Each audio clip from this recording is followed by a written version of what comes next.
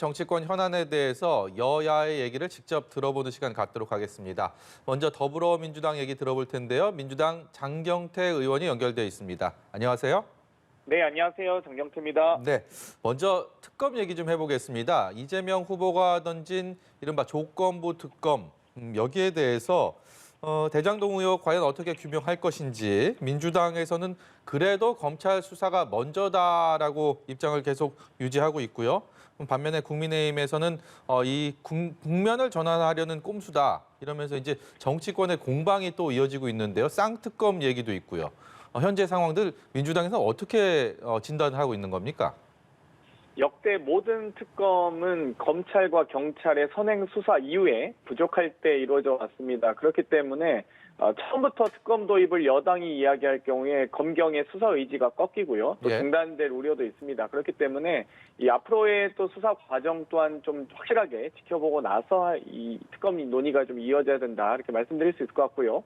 오히려 이 윤석열 후보의 부산저축은행 부실대출 수사나 또 고발 사주 의혹 등도 동시에 지금도 뭐 공수처에서 수사하고 있습니다만 동시에 수사돼야 된다 이런 부분 말씀드리고 싶고요.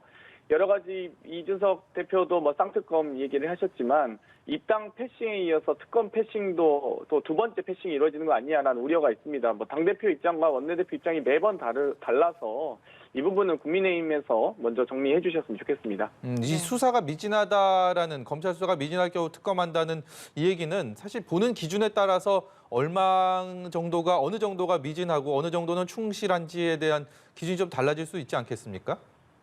네, 뭐 일단 본인부터 이 판사 사찰과 고발 사주, 뭐 옵티머스 부실 수사, 한명숙 모해 위증 수사라든지 윤우진 씨 뇌물수수 무마에 대한 부분이 공수처 및 중앙지검에서 이루어지고 있습니다.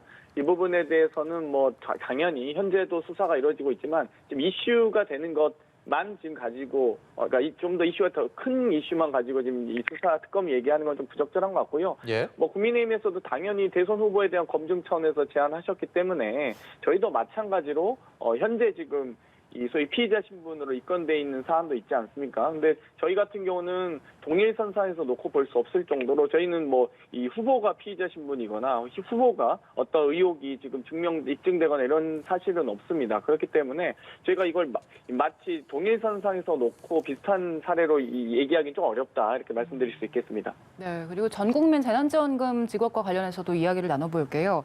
지금 위드 코로나 방역 지원금 이렇게 명명을 해서 추진을 하고 있는데 근데 지금 정부도 난색을 표하고 있고 야당 역시도 이건 매표 행위다 이렇게 비판을 하고 있고 무엇보다 중요한 게 지금 국민 여론도 한 반대 여론이 한 60% 정도 되면서 좀 그다지 민주당에게는 유리하지 않은 상황이거든요. 근데 이거 너무 무리해서 밀어붙이는 게 아닌가 이런 비판들도 있습니다. 어떻게 보고 계십니까?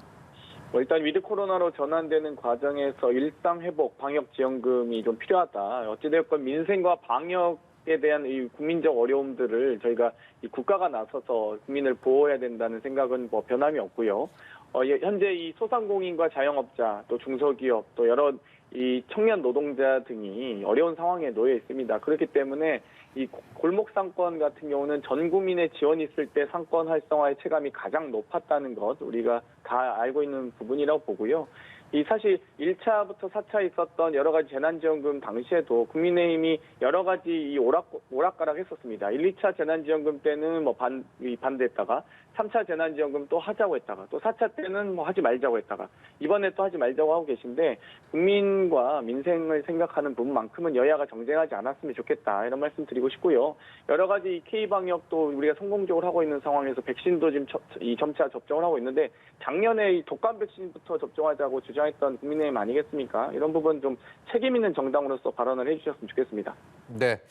국민의힘 윤석열 후보가요. 이틀 동안 광주 그리고 봉화마을을 방문했습니다. 전두환 옹호 발언을 사과하고 고개를 숙였는데 이를 둘러싸고 국민의힘 그리고 민주당의 좀 시선 좀 다른 것 같습니다. 민주당에서는 윤석열 후보의 이틀 동안의 행보 어떻게 보고 계십니까? 일단 뭐 광주 가실 때 전두환 씨 찬양에 대한 사과, 개 사과 이런 부분에 대한 사과가 전혀 없었고요. 이 봉화가실 때 논두렁식에 대한 검찰 수사 등에 대한 사과도 없으셨습니다. 단순한 투어로서 이 방문하신다면 안 되신다고 보고요.